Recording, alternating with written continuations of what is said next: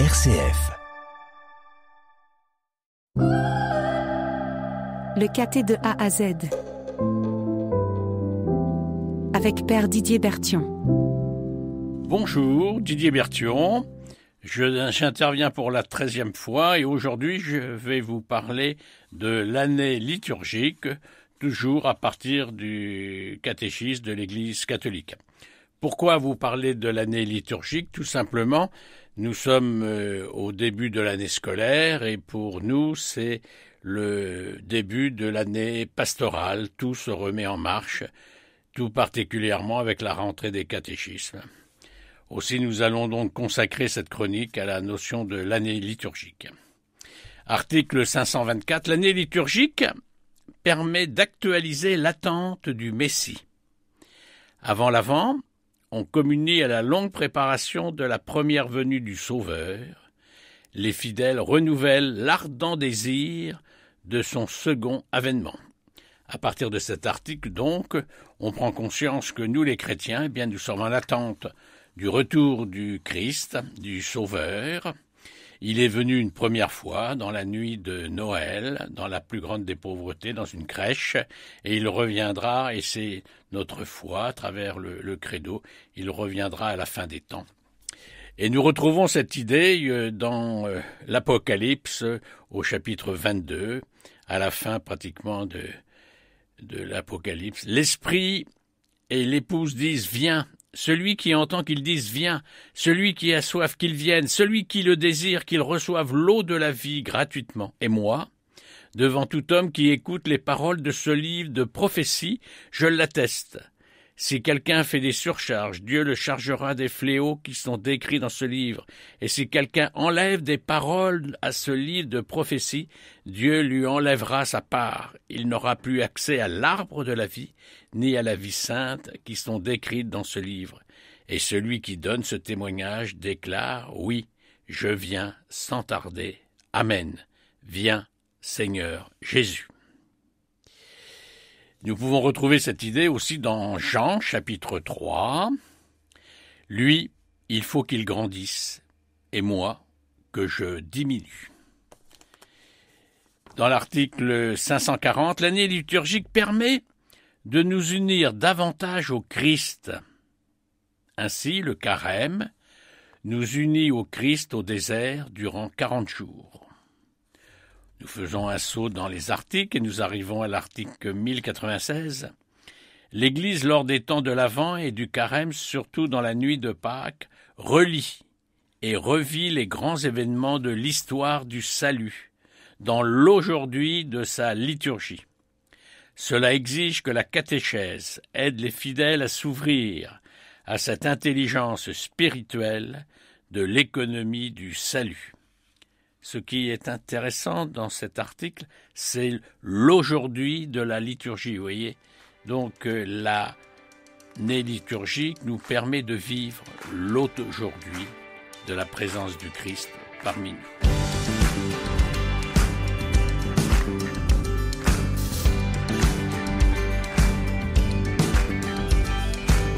Assemblons-nous pour le louer, vers notre Dieu faisons monter nos voix, pour élever sa majesté, il est là.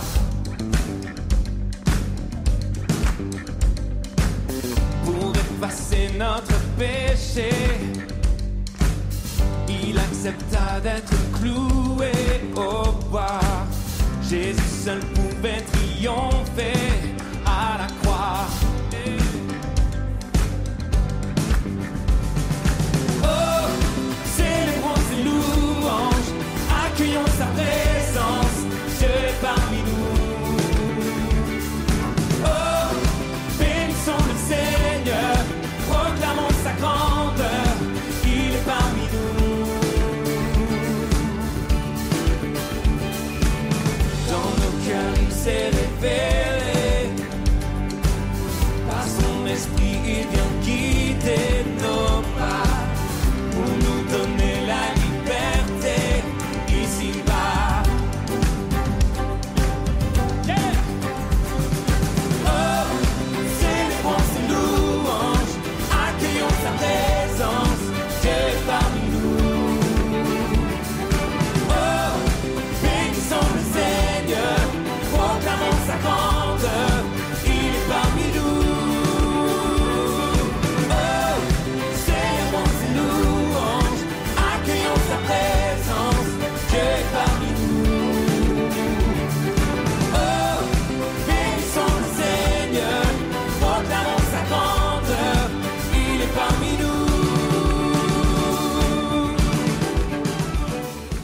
Cela veut dire aussi que notre foi, elle est ancrée dans le temps. L'année liturgique est donc cet ancrage. Toute action liturgique est une rencontre entre le Christ et l'Église, et cela se passe à un moment donné de notre vie. Quand célébrer ?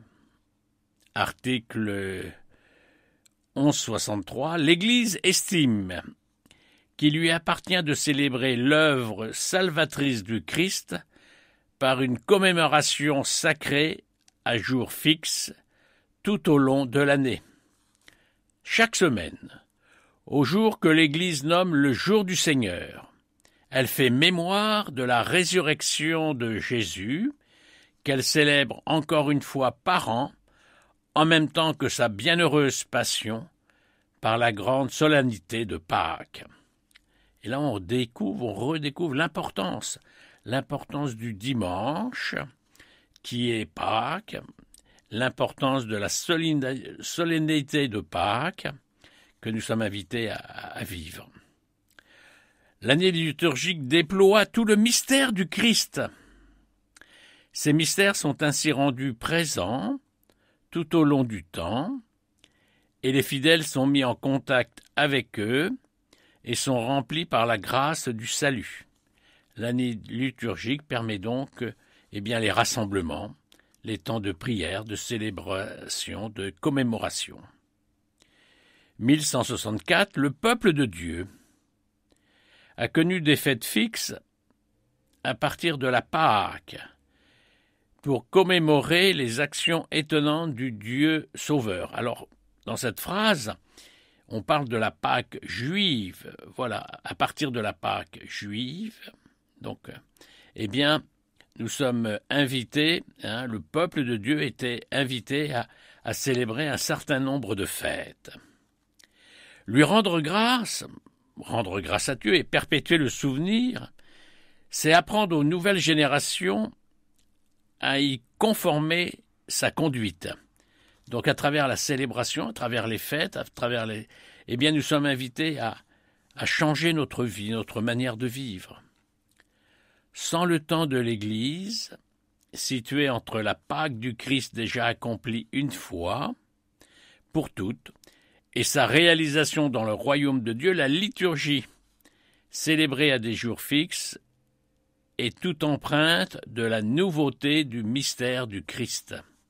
Et là, on voit bien qu'à partir de la Pâque du Christ, donc sa mort et sa résurrection, nous sommes invités à cheminer vers sa réalisation en plénitude dans le royaume de Dieu. 1165, dans la liturgie, un mot revient, et je l'ai déjà dit au tout début de cette chronique, c'est « aujourd'hui ».